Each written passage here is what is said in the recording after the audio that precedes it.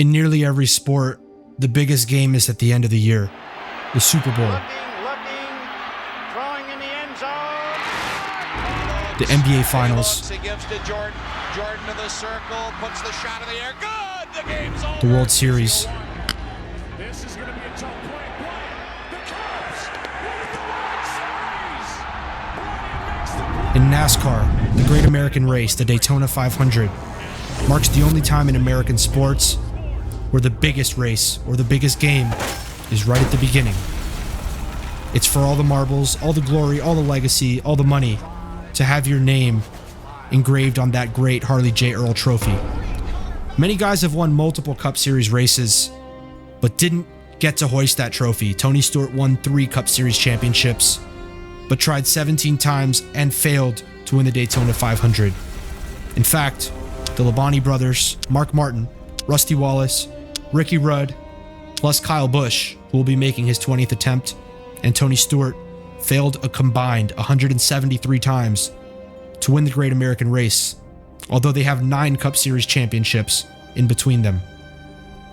One of my favorite quotes is by Tony Stewart, who outlined the difference between winning a Cup championship and the 500. I mean, every year our goals are to win the Daytona 500, the Brickyard 400, and the championship, and we've got 2 of those 3, so this is the only missing jewel in the crown. Today, in honor of the 67th running of the Great American Race on Sunday, we're going to take a look back at some of the greatest moments in Daytona 500 history.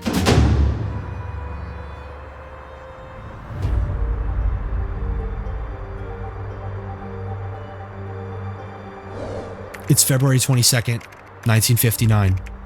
2 primitive NASCAR stock cars roll across the finish line at the brand new Daytona International Speedway. The fans roar. After 3 hours and 51 minutes, the race is over, but no one knows who won. This was the first Daytona 500, and it was one of the greatest races in NASCAR history, and here's why. Before the Daytona International Speedway became a world-renowned temple of speed, Bill France Sr. had a vision. A super speedway.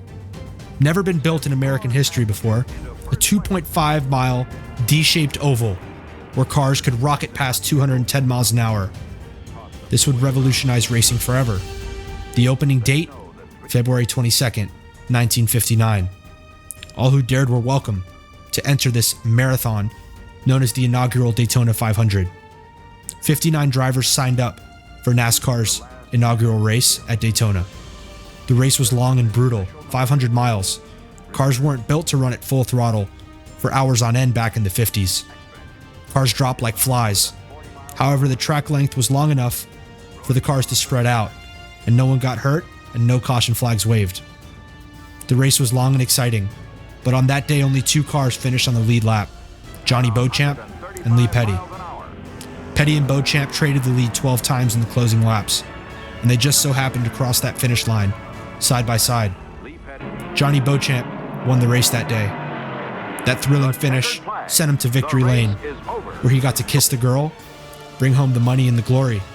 He had won NASCAR's first true photo finish. But wait, did he really win? Lee Petty was pissed. He could have sworn in that car that he had won that race by a good 2 feet, and he protested the results. On Monday, NASCAR and its officials got together to review what little footage they had of the race. Back in the day, there was not a lot to go over. After 61 hours of debating, NASCAR decided that they had enough evidence to reverse Johnny Beauchamp's victory and declare Lee Petty the winner of the inaugural Daytona 500. NASCAR's first superspeedway race was a success, and it turned the sport into a ho-dunk, hillbilly gathering into a regional sport. 20 years later, it's 1979, and one of the most contextually important NASCAR races in history happened. It's February 18th. A massive snowstorm is gripping the United States. Luckily, the Daytona 500 was held in my home state of Florida, so it was cold, but warm enough to race. With the whole country indoors, looking for something to watch, CBS rolled the dice. They decided to air this race in its entirety on national television, the first time a race was ever aired on TV. Little did they know they picked the perfect first race to televise. A race that would turn NASCAR from a regional sport into a national obsession. 3 legends dominated the race that day. Bitter rivals Donnie Allison and Cale Yarborough, and the king himself, Richard Petty. The race was exciting, and the country was fascinated. But when that white flag came out for one lap to go, bitter rivals Cale Yarborough and Donnie Allison were just inches apart in the backstretch, slamming doors at 190 miles an hour. They crashed.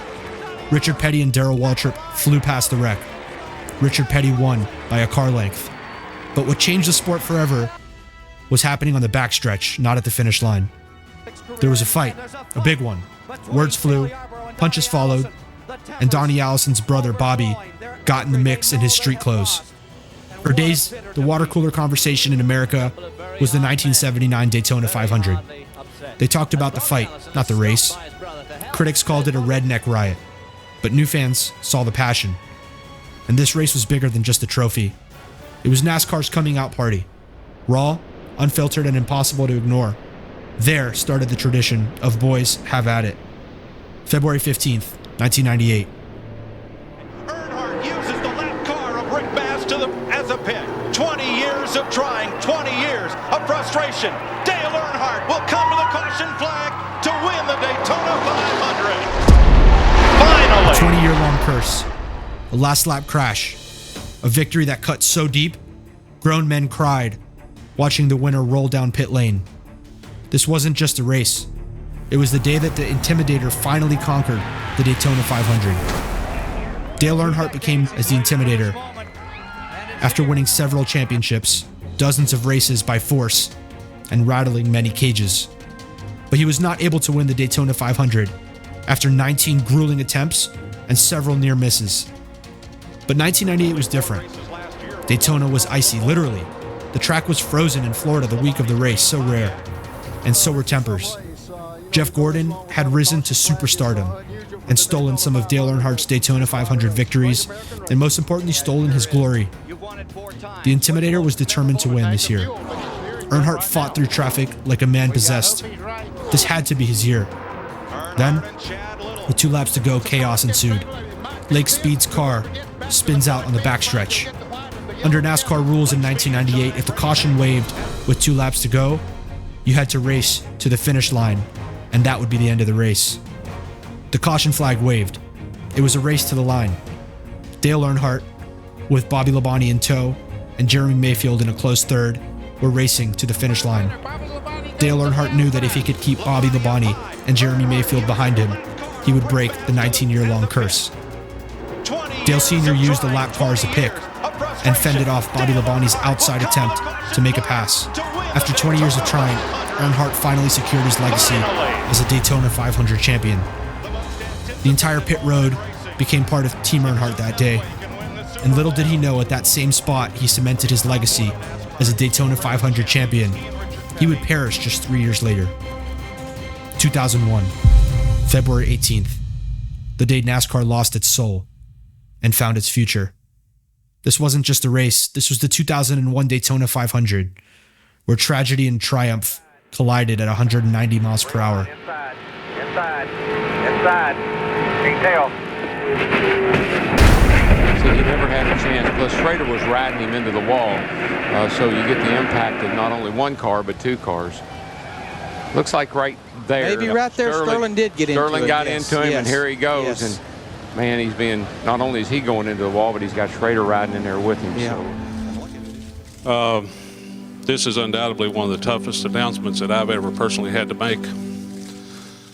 But after the accident and turn 4 at the end of the Daytona 500, we've lost Dale Earnhardt.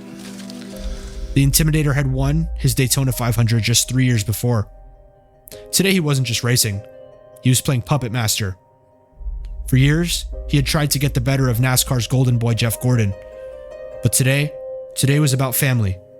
His son Dale Jr., a rookie, and Michael Waltrip, winless in 462 starts, were his 2 bullets, and Daytona was the gun. All 3 of them together raced under the Dale Earnhardt Incorporated umbrella. The race was exciting, but many contenders were taken out on a scary lap 173 crash. The race restarted with 20 laps to go, and rookie Dale Jr. was in the lead.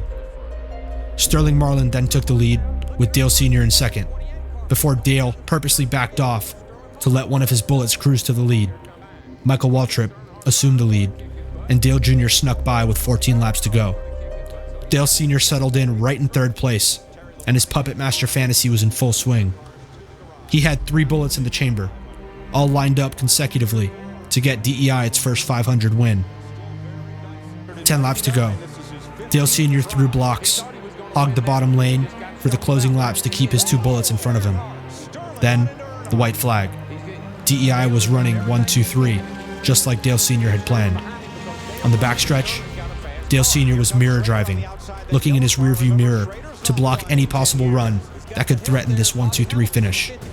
Then, the impossible happened. Make that back straightaway wide, buddy. Get all over the place. Don't let them run up on you.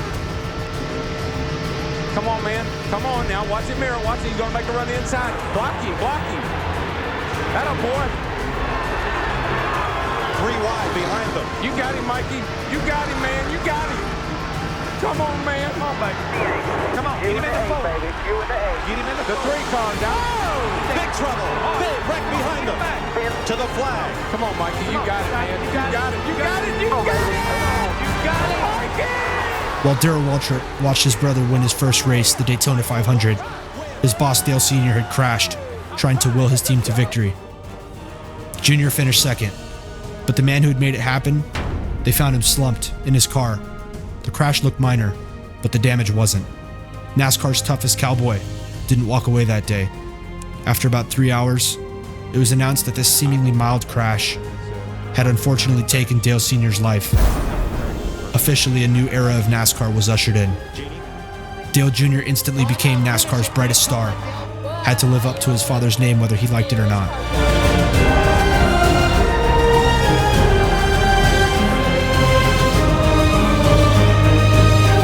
Sounds tragic.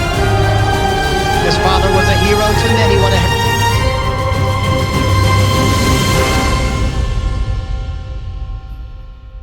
3 years later, it's 2004.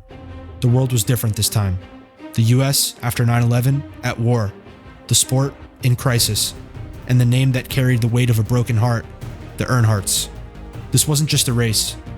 It was the night that Dale Jr. made Daytona mean something again. After Dale Sr. died here in 2001, NASCAR got polite. The cars got safer. The drivers got friendlier.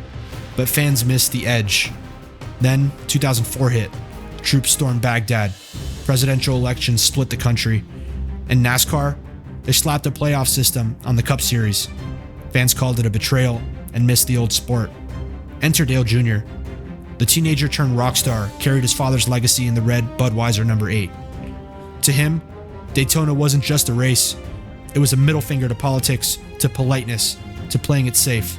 It was time to make his name known. Dale Jr. played it safe and avoided crashes for the first part of the 2004 Daytona 500. With 19 laps to go, Dale Jr. was riding comfortably in second. Then, he made the pass on Tony Stewart for first place. With 10 laps to go, only 3 cars were within a second of the lead.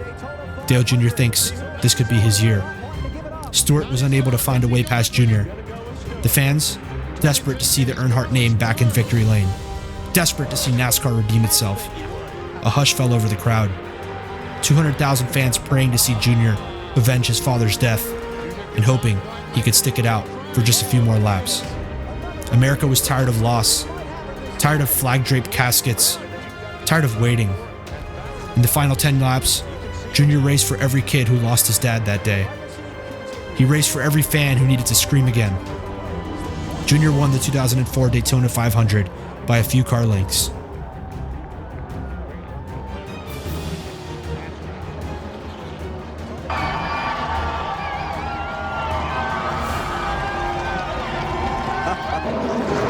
Driver to win the 500. Dale Jr.'s 2004 Daytona win wasn't just about speed. It was about a sport, a country, fighting to find its guts again. That red number 8 that day wasn't just a car. It was therapy on wheels. In a year of division, for one night we all wore the same color, red.